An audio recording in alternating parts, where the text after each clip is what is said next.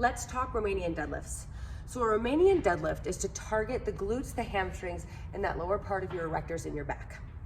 This movement, your arms, I want you to think about as ropes. We're gonna lock the elbow out and we're gonna squeeze the tricep into the lat, keeping the upper body nice and tight, but this isn't what's doing the work.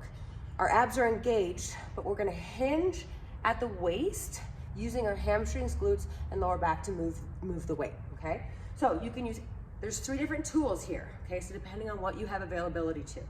We can do this with a kettlebell, okay? So shoulders down and back, arms are kind of almost like locked into my sides, elbows are locked out, feet are gonna be shoulder width apart. I'm doing this without shoes, so you can see that I'm not rocking around on my feet. My feet are glued to the ground and I'm engaged with the ground. My hips are gonna drop back and up. I'm gonna lift up, up, up, up, up, and back as I come down. If you don't touch the ground, that's okay. Stop and come back through. Nice and slow and controlled. You don't wanna speed through this motion. You lose the contraction. So sit the butt up and back, reaching up and back, up and back, up and back. Do not round out to touch the ground. It's okay to not touch the ground.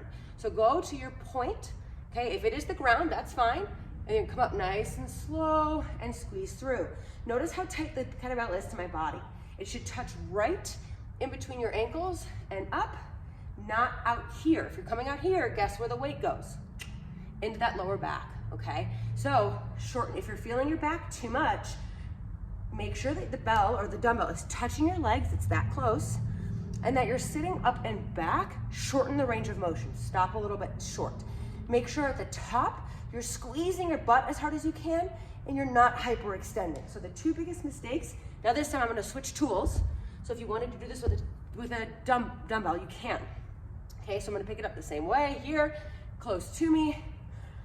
You do not wanna bend the knees. See how my knees are going forward? That's not a Romanian deadlift, okay? That's putting it into your quads, not what we want. We want you to sit back into your butt and your hamstrings. The second one is don't hyperextend your knees. This is also incorrect. So my knees are hyperextended, not good. You want a soft knee, but you don't want to bend them as you go. They're not bending as you go. They're pulling back and up with that booty and then through at the top. Not hyperextending the back, but falling to the hip. Now, if you feel like you need more weight, but all you have is dumbbells, you can combine and use 2 dumbbells. This is what this looks like. Hands together, dumbbells touching. The lats are engaged.